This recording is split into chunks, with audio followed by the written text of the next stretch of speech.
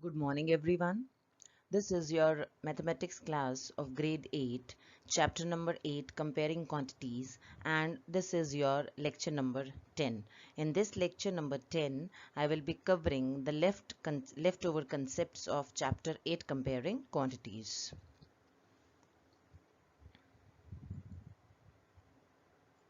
So let us see today's key points. In this lecture, I will be discussing the leftover part of comparing quantities chapter, that is the concept of compound interest. In comparing quantities, I told you previously also in the previous lecture also I told you that comparing quantities chapter consists of three concepts: percentage, profit and loss, and compound interest. In the previous lecture number 9, we have covered these two concepts. Now I will be covering the concept of compound interest. Compound interest concept I am covering now. So let us see first of all what are the terms related to SI and CI. What is this SI? That is simple interest. What is this CI? That is compound interest. And we have learned, you must have learned about SI in your previous class. So but I will be discussing it once again. So let us see now the terms related to SI and CI. The very first term which is related to both these concepts is principal. What do you mean by this principal? Money which has been borrowed, lent or invested is called sum or principal. What is this principal? The money which has been borrowed, lent or invested is called sum or principal. For example, a loan taken from a bank is the principal. The amount which is being taken as a loan from the bank will be the principal. So in simple language, you can say the money which has been borrowed, lent or invested is called sum or principal. Now what is this interest? First of all, we will discuss what is this interest, and then we will be discussing simple interest and compound interest. Interest is basically the additional money paid by the borrower to the money lender in lieu of the money used. I hope from these sentences it is clear. The additional money which is being paid by the borrower to the money lender in lieu of the money used is called interest. For example, if you have borrowed 1000 rupees from someone, then in lieu of the money used, that is in lieu of using your 1000 rupees, you need to pay some extra amount to that particular person, so that will be your interest. Amount, what is this amount? The total money paid by the borrower to the money lender is called amount. And now suppose you have borrowed 1000 rupees from someone and you need to pay 200 rupees as the interest. I'm just taking an example. Then amount will be 1000 rupees plus 200, that will be your 1200 rupees. So amount will be principal plus interest. 1000 rupees you have borrowed, that is your principal, plus interest of 200 rupees you need to pay, so that will be 1200 rupees. So the amount is given by the formula of principal plus interest. So principal is the money which has been borrowed, lent or invested is called sum or principal. For example, a loan taken from a bank is the principal. What is this interest? Additional money paid by the borrower to the money lender in lieu of the money used is called interest. And then coming to amount, the total money paid by the borrower to the money lender is called amount. Now coming to rate. What is this rate of interest? Rate is basically the interest paid on specified amount for specified period. Specified amount can be any amount, so it is the interest which is being paid on specified amount for specified duration or specified period. For example, rate of 1.25% per month means that the interest paid on rupees 100 for 1 month is rupees 1.25. Rate of 1.25% per month means that the interest paid on rupees 100 for 1 month is rupees 1.25. This is basically the meaning of rate percent. Then coming to time, what is the time? It is the time for which money is being borrowed. Simple as this. So I hope all the terms related to SI and CI are clear to you. First of all, we have studied about principal, then interest, then amount, now rate and time. Now coming to simple interest, what is the simple interest? It is the interest calculated on the original money, that is the principal, at given rate of interest for any given time. This is simple, very simple. It is simply the interest calculated on principal for given rate of interest and for any given time. Let us see the formula of this. Simple interest will be given by this formula, P into R into T divided by 100, where P is the principal amount, R is the interest rate or rate of interest, and N is the number of years. Now let us see compound interest. What is the definition of compound interest? It is the difference between the final amount and the original principal is called compound interest. So how can you find compound interest? That by taking the difference between the final amount and the original principal is called compound interest. You will get to know the compound interest, and first of all you need to find amount. Principal in most of the questions in given to you. In almost every question it will be given to you. So you need to take the difference and get the compound interest. So the formula of compound interest is amount minus principal. Now what is the difference between SI and CI? This is the most important concept you should know. In case of simple interest, the principal remains constant for the whole loan period. For example, if you have taken the loan of say rupees 10,000, then this interest will be calculated on this 10,000 only. But in case of compound interest, and if you are taking the loan for suppose 2 years, I'm taking an example, if you are taking the loan for 2 years, then in case of compound interest, the amount of the previous year will be the principal for the next year. So this is the only difference between the compound interest and simple interest. So what is the compound interest? The difference between the final amount and original principal is called compound interest. Compound interest is given by this formula, amount minus principal. What is the difference between SI and CI? In case of simple interest, the principal remains same for the whole loan period. But in case of compound interest, the principal goes on changing every year. And what is this change? The amount of the previous year becomes the principal for the next year. Now, coming to the formula for compound interest. Formula for compound interest, at the end of N or T, you can take either N or T. For principal P, rate of interest is R% per annum, which is given by the formula. Compound interest is equal to amount minus principal. But we need to know this amount. What is the formula of this amount? So it will be given by amount is equal to principal bracket 1 plus R over 100 raised to the power N or T. Whatsoever you are taking, you can take any one of either. You can write N or you can write T. Now coming to conversion period. The time period after which the interest is being added each time to form a new principal is called conversion period.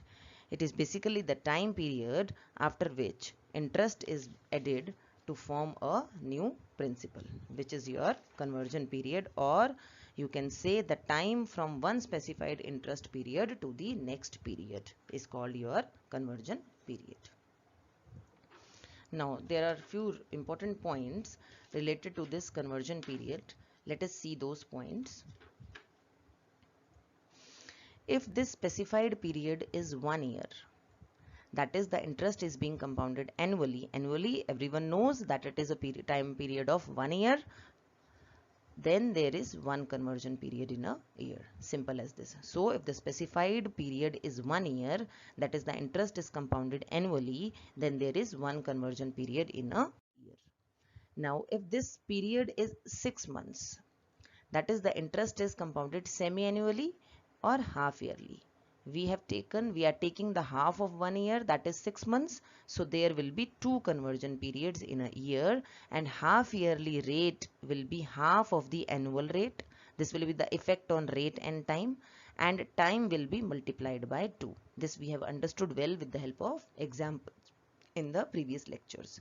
So if this period is 6 months, that is the interest is compounded semi-annually or half yearly, then there are two conversion periods in a year, and half yearly rate will be half of the annual rate. You need to divide the rate by 2 and time will be multiplied by 2. This will be the effect on time and rate. Now if this period is 3 months, that is the interest is compounded quarterly, then there are 4 conversion periods. 4 quarters are there in a year. So quarterly rate will be 1/4 of the annual rate and time will be multiplied by 4. So if this period is 3 months, then there are 4 conversion periods in a year, and then quarterly rate will be divided by 4, time will be multiplied by 4. This will be the effect on rate and time. Let us discuss now the types of questions which we will be covering in this chapter under the concept of compound interest. So here, while discussing the types of questions, I have divided the types of the questions into 3 cases. Let us discuss now case 1, and further in this case 1 there will be 2 parts, A part and B part. Coming to case 1, when interest is being compounded annually. A part is when principal is 18,000, N, that is number of years, is 2.5 years, rate is 10% per annum. The difference between this A part and B part is this number of years, that is N is equal to 2.5 years, but they both come under the category when the interest is being compounded annually. So amount, we know the amount formula is P bracket 1 plus R over 100 raised to the power N. First of all, you need to find, or you need to take this N as 2 years here. And then this amount will be the principal for the next half year. So putting the values, amount is equal to 18,000 bracket 1 plus 10 over 100 raised to the power 2. So here amount will be 18,000 into 100 plus 10 over 100 raised to the power 2. As I told you that we need to calculate the amount for 2 years first. Then solving it further, it will be 18,000 into 110 over 100 into 110 over 100. Then it will be 21,780. And this is the amount for 2 years. Now this amount for 2 years will be the principal for half year. So this will be the principal now for half year. So simple interest formula you will be using now. 21,780, that is P into R into T. T here is 1 over 2. So after solving, you will be getting 1,089. So total amount after 2.5 years will be, this was the amount we have calculated for 2 years, and this is the amount using this formula we have calculated. So you will be adding these two and you will be getting the result as 22,869. So this is your first part, when time can be given to you as 2.5 years, it can be 1.5 years, it can be 3.5 years likewise. Then you need to find the, here in this case, as you must have seen that you have calculated the amount for 2 years, and then this amount will be the principal for the next half year, and then you need to take the total amount, and then CI formula will, we know, amount minus principal. You can calculate the compound interest. Coming to the second part, here the values are very simple. Principal is 10,800, time is simply given to you 3 years, rate of interest is simply given to you 12%, 12% per annum, and the interest is being compounded annually. So simply principal 10,000, N 3 years, time 3 years, rate 12% per annum. Simply you are supposed to put the values in this formula and get to know the amount, and then after getting amount you can find compound interest easily. So this is these are the types, or these are the parts of this when the interest is being compounded annually. Case 1. Now coming to case 2, when the interest is being compounded half yearly. How will you solve it?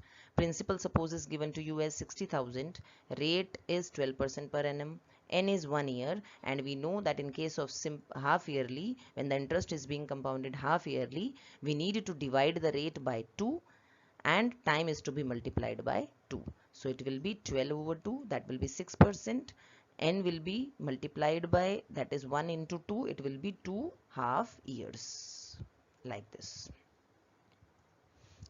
So simply putting the values, principal 60,000, 1 plus R, that is 6 over 100 raised to the power 2. Case 3, when the interest is compounded quarterly. This you should know, otherwise it will not be asked for your, as for your examination point is concerned, it will not be asked, but you should know the complete concept of this, how the interest is being calculated, compound interest is being calculated when the interest is compounded quarterly. So principal is 60,000, rate is 12% per annum, and time is 9 months. Then how will you doing? As I told you that in case of quarterly, when the interest is being calculated quarterly, then you need to multiply the time by 4, because there are 4 conversion periods, 4 quarters in a year. So first of all, you have converted into years, and then into 4, it will give you 3 years. And then rate will be divided by 4, so it will be 12 over 4, that will be 3%. And then you know simply this formula. In this formula you need to put the value of principal, rate and time. Let us see now the application of compound interest. We have learned about growth and depreciation, that is the application of compound interest. First of all, we will see growth. Regarding growth, what is this application of compound interest in respect of growth? We know that certain things grow or increase. This is quite natural. So what are the examples of the things that grow or increase? India's population, height of a plant, weight of a child, cost of goods, etc. These are the examples when we find growth, or these are the things which grow or increase. And rate of growth, what is this rate of growth? The growth per year is called rate of growth. If you are taking the growth per year annually, you are considering the growth annually, then it will be rate of growth. You are talking about rate of growth. If the rate of growth is constant, then V is equal to V naught into 1 plus R over 100 raised to the power n, or you can use this formula in terms of amount and principal, where V is the value after n years, V naught is your present value, R is your rate of interest, and n is your time period for which you are considering the rate of growth. So where V naught or P both are at the same position, so it is the present measure of quantity. R percent is the rate of growth per year. N is the number of years. V or A is the measure of quantity after n years. So V or A will give you the future value. This is your present value. And you must have seen in questions of exercise 8.3 that whenever I need to find the measure of the quantity after n years, then I need to find V, and if I need to find the present value of any quantity, then I need to find V naught or P. Now coming to depreciation part, the decrease of the value per year, simple as this. Depreciation means decreasing in the value of something. The decrease in the value per year, if you are talking about, that is your rate of depreciation. Depreciation simply means decrease in the value, and if you are talking about rate of depreciation, it will be considered per year. If you are considering the rate of decrease of value per year, then that will be rate of depreciation. For example, the value of a machine or vehicle, etc., decreases with time due to wear and tear. This is a very common example and very simple example to understand. You can understand very easily that if you are using a machine or you are using any vehicle for long years, then its value decreases with time due to wear and tear. So if the rate of depreciation is constant, then rate of depreciation, we need to find the rate of depreciation. So here in the formula, minus sign will be there. In this formula also you will be taking minus. The formula is same, but the difference is of this minus sign, where V naught or P is the present value, R percent is the rate of depreciation, N is the number of years, and V or A is the value after N years. So this is the application of compound interest, growth and depreciation. We have seen if it is a case of growth, then you need to take the plus sign, then the formula will be V is equal to V naught bracket 1 plus R over 100 raised to the power n. And if it is the case of depreciation, then the formula will be V is equal to V naught bracket 1 minus R over 100 raised to the power. So what is this lifespan? Let us know what is this lifespan. Lifespan is basically the number of years a machine can be effectively used, and after which it is being sold as a waste or scrap. The number of years a machine can be effectively used is called its lifespan. So dear children, I am giving you assignment 1 of this chapter number 8, comparing quantities. Question number 1. Find the compound interest on rupees 50,000 at 4% per annum for 2 years compounded annually. Question number 2 is, if 90% of x is 315 kilometer, find the value of x. Question number 3 says, Avinash bought an electric iron for rupees 900 and sold it at a gain of 10%. He sold another electric iron at 5% loss, which was bought for rupees 1200. Find the loss or gain on the whole transaction. This is question number 4. This is the fill in the blank. That dash is a reduction on the market price of the article. This is question number 5. Likewise, I have given you 10 questions in this assignment. And this is the true false. And dear children, I will be taking your test on Friday.